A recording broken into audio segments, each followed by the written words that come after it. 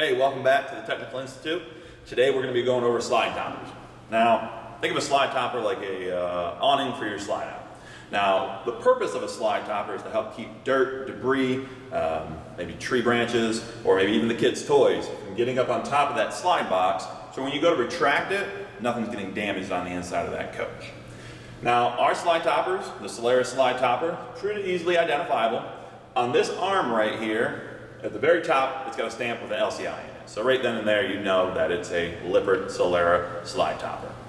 Now, our slide toppers are 66 inches up to 192 inches. So as long as your slide box falls within that range, we can get something to work for you so you can help prevent any dirt and debris from settling on top of there.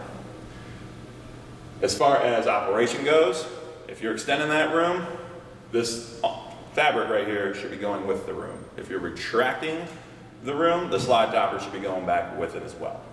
Maintenance is fairly simple. A little hot water, go ahead and brush that on there, let it set for a couple minutes, and then go ahead and hose it off. We don't want any dirt, mildew, mold being allowed to grow on that fabric.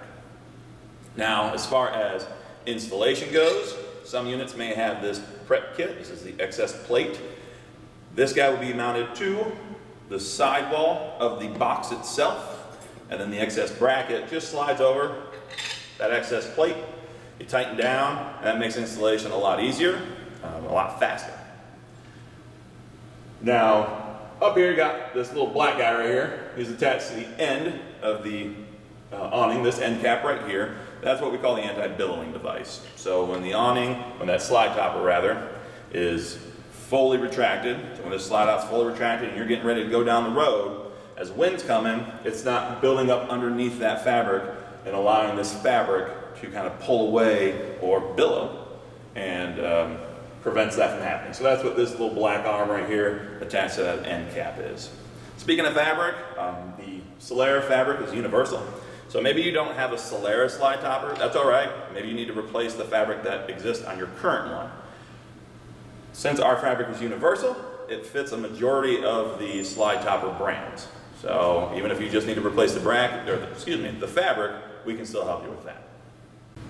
All right, so your Solera slide topper awning showed up in the mail. It's going to show up in a cardboard tube. Inside that cardboard tube, you're going to have the awning roll tube with the fabric already attached to it. Your end caps will also be attached to that. This fabric and all that I just mentioned will be inside of this plastic covering to protect the fabric. Inside the roll tube, or that cardboard tube, you'll also have the awning rail. This will get attached to the side wall of the unit.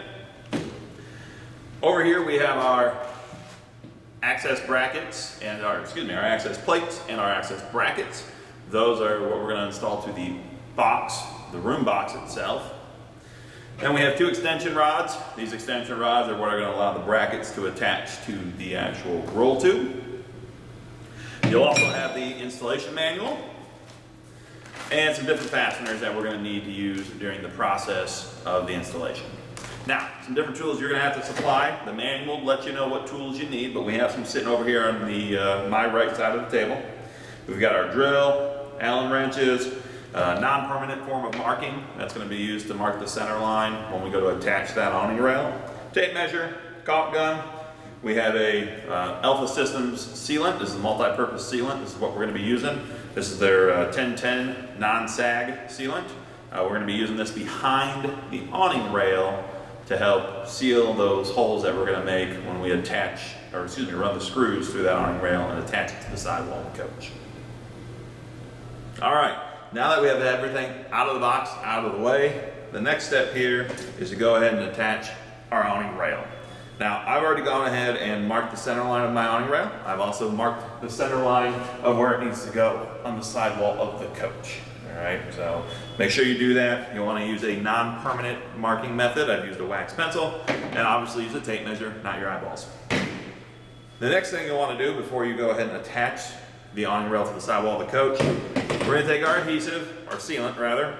This is that Alpha sealant we talked about earlier. And we're going to apply that to the back of the awning rail, down the entire length. That way we're filling up any holes when we go to run these screws into the sidewall of the coach. we're not gonna get any potential water intrusion into the sidewall as well. So we'll go ahead and add that now, and then we'll move on to putting the awning rail up on the coach. When you're doing this, you're just gonna go ahead and fill in right behind where the screws are. So I'll kind of give you a good idea of the sealant. We're going in right, there's kind of a channel in here. We're gonna go ahead and add the sealant in right in behind that, or right in behind those screw holes in that channel there.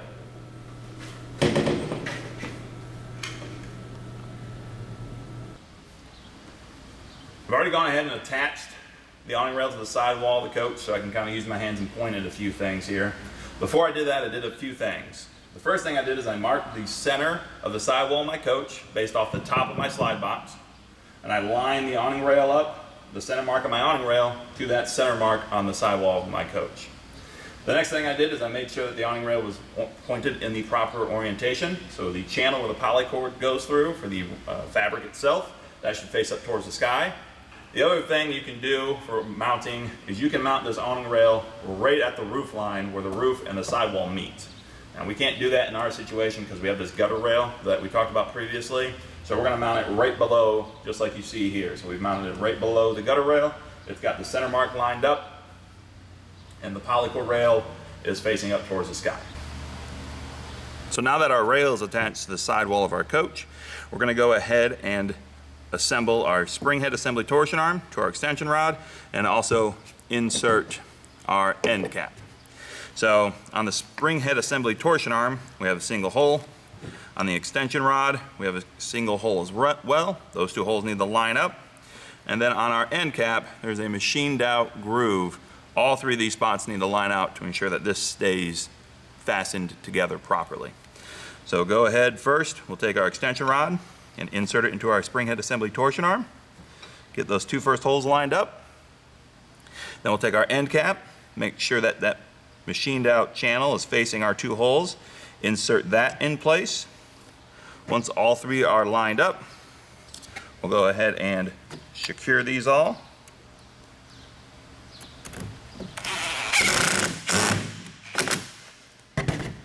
Once all three are properly secure, it won't go anywhere, shouldn't come apart at all.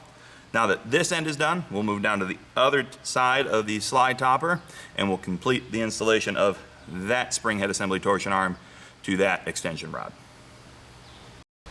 All right, the next step is attaching our access plate to the sidewall of the box itself. Now, some of you may have seen these before. Some of them come pre-installed from the OEM to make installation of a new slide topper a little bit easier. So this guy right here would be installed at the corner of your T-molding. We want it flush up against the top of the T-molding and as close to flush as we can get it on the side T-molding. If there's a slight gap there, that's okay, because your T-molding at the corner here may not be a perfect 90 degrees. Once it's installed, or if it's already been installed, that makes installation of our excess bracket a lot easier. So now we just slide that new part on and speeds up your installation, makes it easier, get the job done a little faster. Before we secure the excess bracket though, the excess plate to the sidewall of the box here, we're gonna go ahead and add some of the Alpha System sealant to the back. Now we've got a few holes here, so we wanna make sure that we're not getting any water intrusion in there as well. All right, now that I got my Alpha System sealant on the back, we'll go ahead and make sure we've got that position in the proper spot again. So again, top of the bracket flush with the top of the T-molding here. So the bottom of the top T-molding, those two ports should be flush. And then the side of the excess bracket, plate rather, should be as flush as possible like we mentioned earlier. Once those are lined up, we'll go ahead and insert our first screw.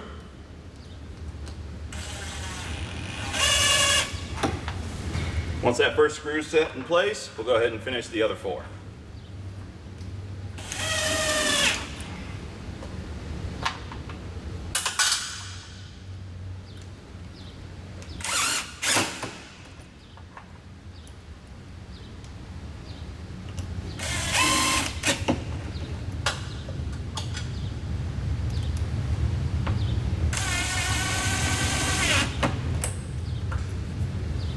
Now, if you have any excess adhesive that comes out around the edges, you're going to want to make sure you clean that up. Otherwise, when you go to install that excess bracket, it won't go as smoothly. All right, our next step here is to go ahead and install our excess bracket.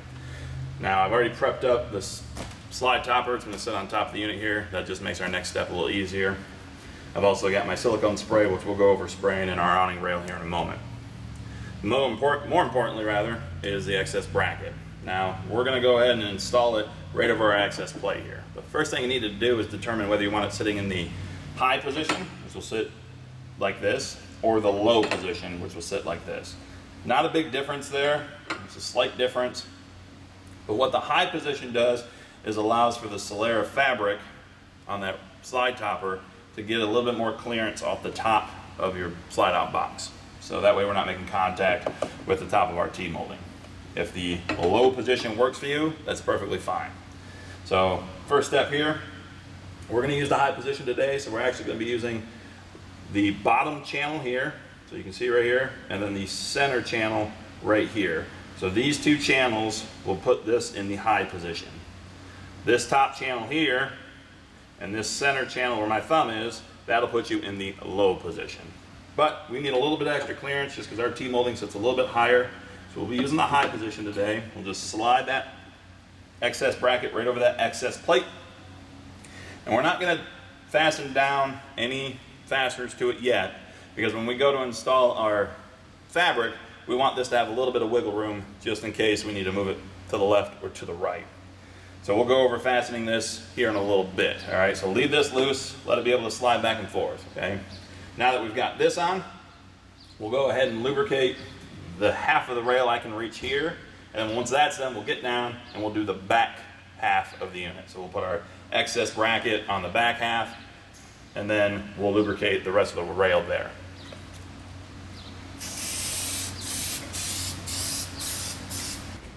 All right, now that we got our excess brackets mounted to our excess plates on the sidewall of the room itself, they're both set to the high position. What we're going to do now is we're going to feed the fabric through the awning rail, and then when we get into position, we'll run our extension rods through our excess brackets here. All right, and we'll walk through that as we're doing it. The first thing we want to do, we've already lubricated the rail here with that silicone spray. The next thing we want to do is just take a flathead screwdriver, stick it in the end of our awning rail, and just kind of flex that opening a little bit, make it a little bit wider.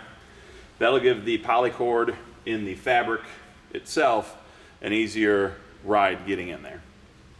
Another thing you want to look out for while you're doing this, any burrs on metal that need to get cleaned up, go ahead and clean those up with a file. That way they're not potentially dragging on that fabric as you're getting it ran through your awning rail at the top here.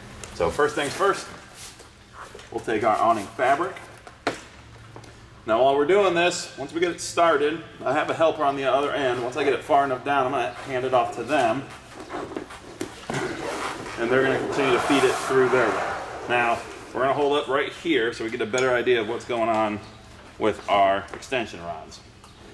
Now what I'm going to have to do first here is I have not tightened anything down on this excess bracket. What I'm going to do is I'm going to go ahead and insert my extension rod into my excess bracket, and then I'm going to feed it through as far as I need to so that the person on the other side can gain access to their access bracket. Once that's all lined up, then I'll go ahead and pull it back through my way, get everything lined back up. And you can see why we didn't want to tighten our excess bracket or our extension rod here, because now what we can do is move it back and forth and get it where we need it to be on the appropriate positions on our access brackets. All right, our next step is to center the fabric over the top of the slide box itself.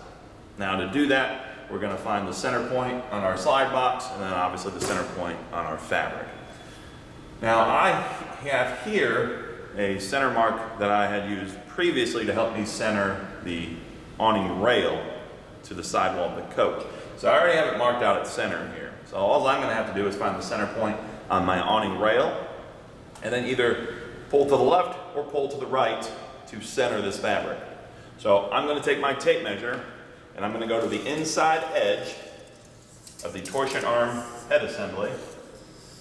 That's where our end cap is attached.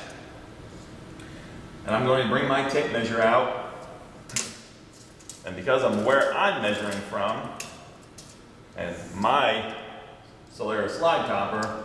I'm looking for 47.5, and I'm right about there. I just need to go to the left, just a tad. So to do that, I'm just gonna go ahead and take the roll tube and kind of adjust over as much as I need to get this guy centered. And I am dead on right there. We're going to add in our set screws onto our access bracket here. Now, you have 4 set screw holes, 2 on the top and 2 on the bottom. And you're only supplied with 4 set screws. So you're only going to use 2 set screws per bracket. All right. The next step you need to keep in mind is how you've placed the access bracket. We have set ours to the high position. So we're going to use the 2 lower set screw holes here. If you set it to the lower position, you would use the 2 top set screw holes. To determine if you have it in the high or low position, you can simply look at the end here. There's a top channel. If that top channel was filled with your bracket, was installed on your access plate that's attached to the sidewall of the coach here, that would tell you you were in the low position. We have the very bottom channel filled. So on our access bracket, that very bottom channel is been inserted into our access plate. So that's one good sign to know that I have set this to the high position. So again, since we're in the high position, we'll take 2 of our set screws and we'll go ahead and install them on these 2 bottom holes here.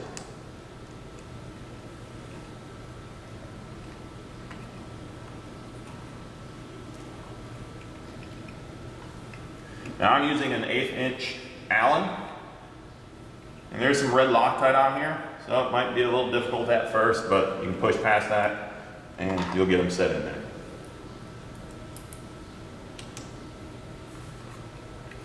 Now it's important that you install the access, or rather the set screws, onto the proper hole in the access bracket. Otherwise this access bracket could slide off and either come off the coach completely, or could screw up the awning fabric, or scratch up the paint on the sidewall, things along those lines. So since we're in the high position, we're using the low set holes. That way they're actually making contact with the access plate in the back. So since we have the front here, these bottom 2 installed on the front side, we'll move to the back side, we'll get those installed, and then we're going to go ahead and secure the access bracket to the extension rods. This is an important step. This will help prevent that awning from shifting either during operation or during traveling down the road. It'll prevent it from shifting back and forth through this access bracket.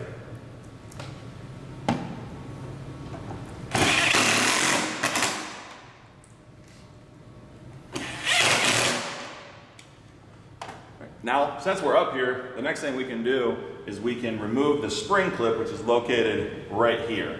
Now, to do this, you're gonna kind of want to roll with your hands, either forward or backward, whichever way you need to access it. And it's right here. It actually goes through this hole here and kind of loops back down and just pops into the bottom of the end cap. Now, all I have to do is kind of pull down on this bottom side, and that guy's gonna pop out for me. So now he's removed.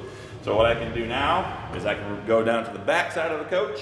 I can secure that access bracket and also remove that spring clip on the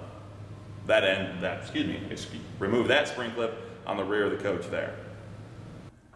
All right, now we got our fabric attached to our awning rail here. Now we have to actually secure it. Now before we go ahead and secure it, the first thing you want to do is run the room out and in, full extension, full retraction, several times. That'll help get the fabric squared up on the roll tube compared to the awning rail itself. The other thing you want to make sure after you're done doing that is make sure you don't have any overlap of fabric on this end of the roll tube or overlap of any fabric on the other end of the roll tube.